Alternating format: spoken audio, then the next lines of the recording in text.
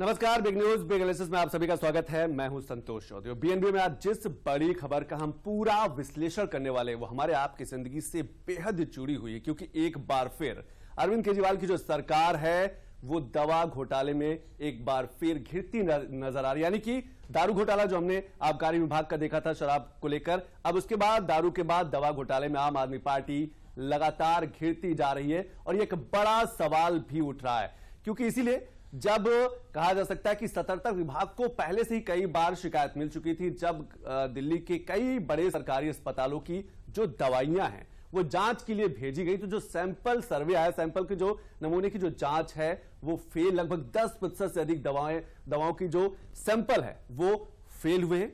तो ऐसे में कई बार अब सरकारी कहा जा सकता है कि सवाल उठ रहे हैं और इसीलिए भारतीय जनता पार्टी भी दिल्ली की जो बीजेपी पार्टी है वहां पर वो अब लगातार प्रेस कॉन्फ्रेंस करके दिल्ली सरकार को, आम आदमी पार्टी को, अरविंद केजरीवाल को निशाना बना रही, क्योंकि अब ये सवाल जो है लोगों की जिंदगी से जुड़ा है, लोगों के स्वास्थ्य से जुड़ा है। तो आज बिग न्यूज बिग एनालिसिस इसी बात का विश्लेषण करेगा कि क्या हमारी आपकी जो जागरूकता है, वो जो नकली दवाइयां है उनसे हम कैसे अपने आप को बचा सकते हैं, क्योंकि ये अपने आप में कुछ ग्राफिक्स आंकड़ों पर अगर नजर डालें तो आप देख सकते हैं ये कुछ बड़ी दवाइयां हैं।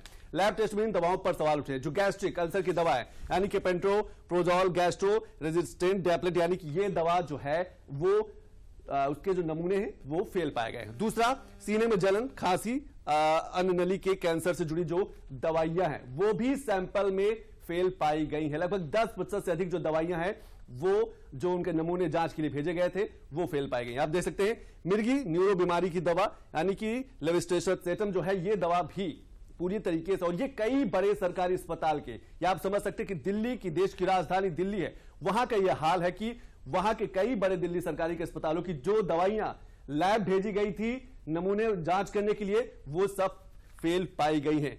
हाई एंटीबायोटिक की जो दवाइयां हैं, इससे कई बीमारियों की इससे जुड़ी जो दवाइयां हैं वो भी उस सैंपल में उनके जो नमूने भेजे गए थे वो फेल पाएगा। और इसीलिए जो विजिलेंस विभाग है उसने साफ तौर पर कहा कि 24 घंटे के अंदर आम आदमी पार्टी की जो सरकार है वो रिपोर्ट सौंपे, और ऐसी जो भी दवाइयां अस्पतालों में हैं, जो स्वास्थ्य सचिव है दिल्ली सरकार के, उन्होंने साफ तौर पर कहा, ये भी आंकड़े देख सकते हैं, ये वो दवाइयां हैं जो पूरी तरीके से जिनके नमूने फेल पाए गए। सवाल ये उठता है कि लोगों की जिंदगी के साथ, लोगों के स्वास्थ्य के साथ दिल्ली सरकार के जो सरकारी अस्पताल हैं वहां पर जो दवाइयां हैं किस तरीके से खिलवाड़ करें। हमने मोहल्ला क्लिनिक की स्थिति देखी कि किस तरीके से लगातार मोहल्ला क्लिनिक पर सवाल उठते रहे। तो निजी लैब में ये सब फेल पाए गए। निजी लैब में 11 सैंपल की रिपोर्ट जो है वो लैब में अभी पेंडिंग पड़ी है, लेकिन निजी और सरकारी लैब के जहां पर जो दवाइयां भेजी गई थी जांच के लिए, नमूनों के लिए, वो फेल पाई गई हैं। तो अब कुछ सवाल भी देख लेते हैं कि निजी लैब में फेल, माना कि गुणवत्ता जो है यानी कि जो क्वालिटी है वो खराब पाई गई। अब सबसे पहले कुछ सवाल देख लेते हैं कि अब सवाल आखिर क्या उठ रहे हैं, क्योंकि लगातार इसीलिए उपराज्यपाल ने सीबीआई जांच के भी आदेश दे दिए। सबसे पहला सवाल, दिल्ली में कब से बिक रही थी नकली दवाइयां? यह सवाल जवाब देना होगा दिल्ली सरकार को कि आखिर कब से लोगों की जिंदगी के साथ, लोगों के स्वास्थ्य के साथ खिलवाड़ हो रहा था। सवाल नंबर 2, नकली दवाइयों ने कितनों की जान ली है? यह भी रिपोर्ट देनी होगी।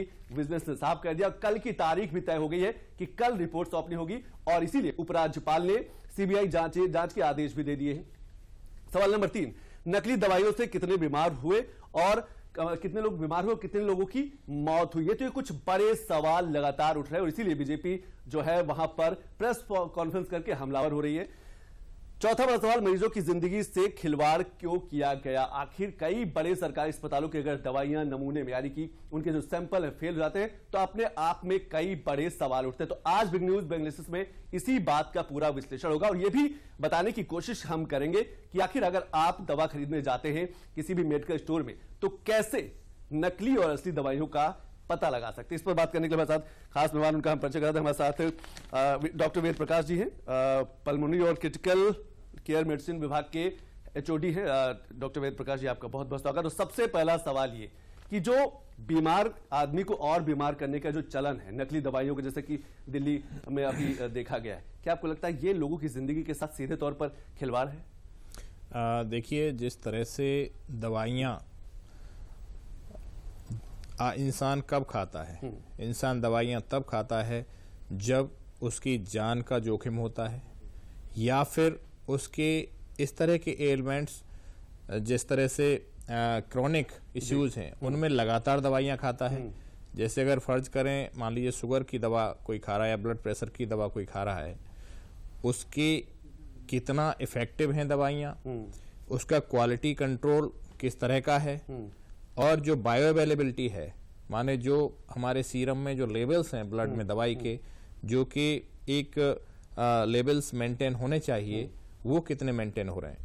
तो ये जो एक क्वालिटी कंट्रोल है दवाइयों का, ये एक प्रोसेस है जिसमें जो मैन्युफैक्चरर हैं वो अपना क्वालिटी कंट्रोल करते हैं, इसके बाद जो सरकारी एजेंसी हैं वो करती हैं, और साथ ही साथ एक थर्ड पार्टी क्वालिटी कंट्रोल भी होता है, जिसमें सैंपल्स रैंडमली लेकर के उनको लैब में जांच कराई जाती है, तरीके से इंश्योर की जाती है। थर्ड पार्टी क्वालिटी कंट्रोल के भी तरीके हैं, लेकिन सबसे बड़ी बात यह है कि इस तरह की जो दवाइयां हैं, ये एक तरह से जीवन से खिलवाड़, जीवन के साथ खिलवाड़ है, किया जा रहा है। और जो भी कंपनी या जो भी लोग इसमें इन्वॉल्व हैं, उनको हम लोग ये कह सकते हैं कि वो लोग, हमारी जो जनता है, भोली भाली जनता है, उसको जो एक मौत के मुंह से बाहर निकालने के लाने के लिए जो दवाइयां हैं, उनमें जिस तरह से ये क्वालिटी में जो गिरावट अगर दर्ज की जा रही है, कहीं पर भी जहां पे हमें क्वालिटी एश्योर्ड दवाइयां, जी सेफ्टी के, हम अगर और मैन्युफैक्चरर पर आपसे जरूर बात करेंगे, लेकिन जिस तरीके से दिल्ली में मामला उठा है, दिल्ली के कई बड़े सरकारी अस्पतालों की जो दवाइयां हैं वो जांच में फेल पाए गए, इसीलिए बीजेपी भी हमलावर है। एक बार हम कुछ प्रतिक्रियाएं भी सुन लेते हैं, क्योंकि लगातार सुबह से ही कहा जा सकता है कि लगातार भारतीय जनता पार्टी के जो नेता हैं दिल्ली में, वो लगातार प्रेस कॉन्फ्रेंस करें। तो सबसे पहले वो कुछ बयान सुन लेते हैं कि आखिर वो किस तरीके से आरोप लगा रहे हैं। तो सबसे पहले सुन लेते हैं कि आखिर दिल्ली के कई बड़े बीजेपी नेताओं ने क्या कुछ कहा है।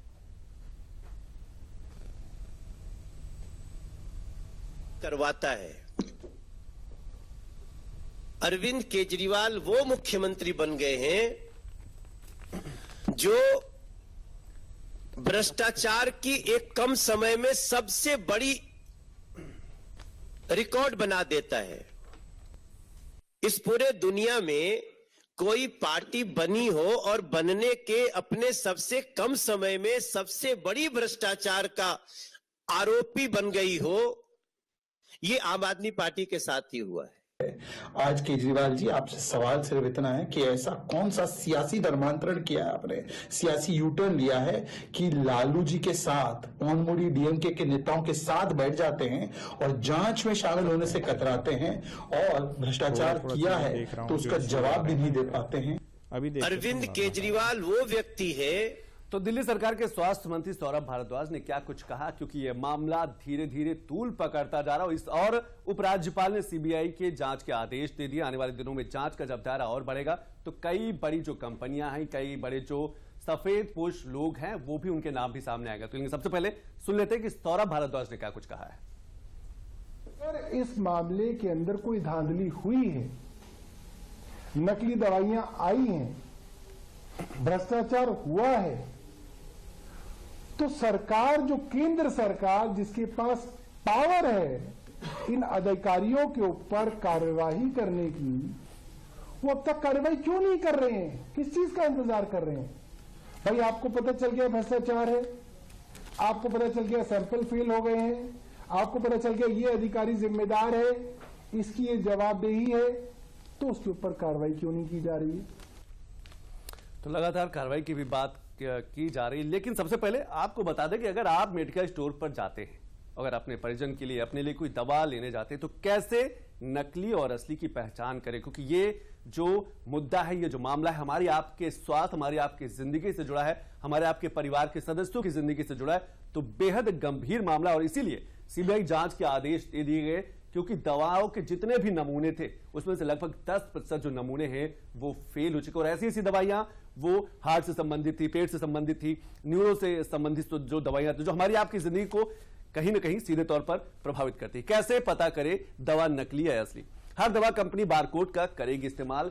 एक 300 से ज्यादा जो बड़ी दवाएं हैं, बड़े कहा सकते हैं बड़ी बीमारियों की जो दवाइयां हैं, उनको बारकोड लगाना अनिवार्य कर दिया गया था।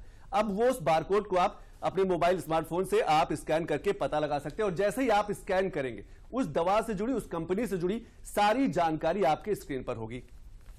ओरिजिनल दवाइयों पर यूनिक कोड भी प्रिंट होता है, उस यूनिक कोड के सहारे भी आप नकली और असली का पता कर सकते हैं। तो आपकी जागरूकता भी बेहद अहम है। सरकार तो लगातार आपको ऐसी नकली दवाइयों से बचाने के लिए प्रयास कर ही रही है, लेकिन आपको भी जागरूक रहने की जरूरत है।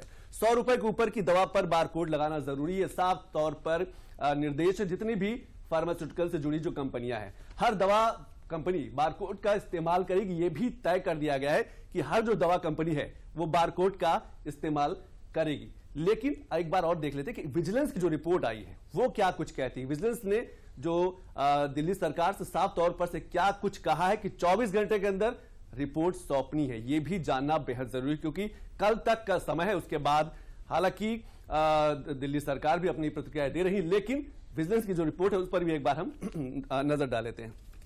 क्या है विजिलेंस की रिपोर्ट? दवाइयों के 43 नमूनों की जांच की गई जिसमें से 10% से ज्यादा जो है दवाइयां फेल पाई गई। ये और दूसरा, सभी जांच जो है प्रयोगशाला में हुई, कुछ जांच निजी प्रयोगशाला में लैब में भेजे गए, कुछ सरकारी लैब में भेजे गए थे। लेकिन जो जांच रिपोर्ट आई और सतर्कता विभाग को पहले से भी मोहल्ला क्लिनिक को लेकर, दिल्ली सरकारी अस्पतालों में दवाइयों को लेकर लगातार शिकायतें मिलती रही। कई दवाइयों के बड़े और ये बड़ी दवाइयां हैं और दिल्ली के नामी गिरामी सरकारी अस्पताल है जहां पर ऐसी दवाइयों का उपयोग लगातार किया जा रहा था। 10% से ज्यादा सैंपल फेल हो गए हैं।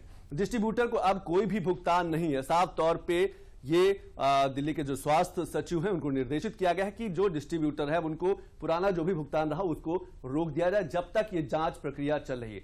26 दिसंबर तक यानी कि कल तक विजिलेंस विभाग को आप सरकार रिपोर्ट देगी, यह भी साफ तौर पर कहा गया। और इसके साथ साथ यह भी कहा गया है कि जो भी जिन दवाइयों के नमूने फेल हुए हैं उनका जो भी स्टॉक है वो अस्पताल से हटा दिया जाए। डॉक्टर वेद प्रकाश जी, क्योंकि मामला बड़ा है, मामला लोगों की जिंदगी से, लोगों के स्वास्थ्य से जुड़ा हुआ है, क्या आपको लगता है जो कानून है ड्रग्स को लेकर, दवाइयों को लेकर, उनको और कड़े करने की जरूरत है ताकि एक बड़ा मैसेज जाए? देखिए, दवाइयों की क्वालिटी, सेफ्टी और इफेक्टिविटी, ये 3 बातें ऐसी हैं जो बहुत आवश्यक हैं हर दवा के लिए। और यदि हम लोग किसी भी स्तर पे, चाहे मैन्युफैक्चरिंग में, चाहे स्टोरेज में, चाहे ट्रांसपोर्टेशन में, यदि कहीं पे भी हम अगर फेल होते हैं और कहीं पे भी यदि क्वालिटी डिग्रेड होती है, तो जितनी एक बायो अवेलेबिलिटी होनी चाहिए, जितनी सेफ्टी होनी चाहिए, जितना क्वालिटी प्रोफाइल होना चाहिए, वो कहीं ना कहीं कंप्रोमाइज होता है। और इसको कंप्रोमाइज होने से, चूंकि ये स्वास्थ्य से जुड़ा मामला है, जन जन के स्वास्थ्य का मामला है, तो जिस दवा पे हम लोग भरोसा करके हम दवा लिख रहे हैं और उस दवा को जो कंज्यूमर है, जो जनता है या रोगी हैं, वो उस दवा को सेवन कर रहे हैं, वो ये सोच के कर रहे हैं कि ये इफेक्टिव होगी, इस दवा से उन्हें आराम मिलेगा जिस तरह का एक्सपेक्टेड है। यदि उसकी क्वालिटी में कहीं पे भी इस तरह की गिरावट है तो आप ये मान सकते हैं कि कहीं ना कहीं ये स्वास्थ्य से खिलवाड़ है। और इसका मुझे लगता है कि इन मामलों में निश्चित ही जीरो टॉलरेंस की नीति सरकारों को अपनानी चाहिए। ज्यादा जिम्मेदार है या मैन्युफैक्चरर? देखिए, इसमें रिटेलर को भी, यदि अगर कई खबरें ऐसी भी आती हैं कि जब कोई डुप्लीकेसी करके उस गलत दूसरे नाम से या उसी नाम से ऐसे भी एडल्ट्रेशन और इस तरह की भी तमाम तरह की रिपोर्टें पहले भी आ चुकी हैं। जो लोकल मैन्युफैक्चरर हैं वो डुप्लीकेसी करके दवाएं सप्लाई करते हैं, तो उसमें निश्चित ही जो मैन्युफैक्चरर हैं, जो इसके मार्केटिंग में हैं, जो कंपनी, और साथ ही साथ जो लोग रिटेलर्स हैं जिनको पता है कि कौन से बैच की दवाइयां हैं, कौन सी कंपनी सप्लाई हो रही हैं, उनको भी मुझे लगता है कि उन्हें निश्चित ही इस में नेट में लाया जाना चाहिए। उनकी जिम्मेदारी तय होनी चाहिए कि किस तरह से जो सप्लाई चेन है वो इस क्वालिटी एश्योरेंस में अपनी भागीदारी सुनिश्चित करे। आगे से यदि कोई मामला इस तरह का आता है तो मुझे लगता है कि कड़ी कार्रवाई होनी चाहिए। हमारे पास जो भी आज के कानून है, यदि आवश्यक हो तो उन्हें और कड़े करने की जरूरत है। मुझे लगता है इसमें जीरो टॉलरेंस की नीतियां अपनाई जानी चाहिए दवाइयों के और फूड एडल्ट्रेशन। एक चीज और मामला एफडीए के जो मामले रहता है कि जो बड़ी दवा कंपनियां हैं वो छोटी दवा कंपनियों से मैन्युफैक्चर कराती हैं, दवा बनवाती हैं। क्या ये कहां तक से, क्योंकि इसमें भी कई बार ऐसा होता है कि ऐसे नकली दवाइयों का जो चलन है वो बढ़ने की उसमें गुंजाइश रहती है। देखिए, मैन्युफैक्चरर लेवल पे टेस्टिंग है, इसके बाद जो सप्लाई होती है वहां पे टेस्टिंग है, और डबल ब्लाइंड तरीके से थर्ड पार्टी एश्योरेंस है, जहां पे क्वालिटी चेक करने के लिए उस दवाई को लैब में भेजा जाता है और डबल ब्लाइंडिंग उसमें की जाती है। तो इस तरह के जो मेजर्स हैं उनको हर स्तर पे लगातार लेना चाहिए। ये मैकेनिज्म बनी हुई है, लेकिन इसका अनुपालन कितना हो रहा है, अनुपालन कितना हो पा रहा ये भी बहुत आवश्यक है देखना, और इसमें एक बिल्कुल एश्योर किया जाना चाहिए कि इतने सैंपल्स हमें इतने समय में लेने ही लेने हैं, और इतने सैंपल्स की डबल ब्लाइंडिंग करके इनकी जांच होनी ही होनी है। तो इस चीज को भी कैलेंडर बना करके एनफोर्स किया जाना चाहिए, और जिस तरीके के बीमारियां भी, चूंकि मौसम की तरह भी बीमारियां हैं, जानलेवा साबित होती हैं कई तरह से, तो उनको भी इस दायरे में ला करके उस कैलेंडर के हिसाब से इतना जो क्वालिटी एश्योरेंस है, क्वालिटी कंट्रोल के लिए जो मेजर्स हैं, उन्हें अपनाए जाने के लिए इसमें एनफोर्स किया जाना चाहिए। एक जो डॉक्टर है उसकी भूमिका को किस तरीके से आप देखते हैं, क्योंकि दवा है डॉक्टर के हाथ से ही आगे बढ़ती है, क्या डॉक्टर की जागरूकता डॉक्टर के अवेयरनेस कुछ इस पर अंकुश लगा सकती है, कुछ इस पर कमी ला सकती है?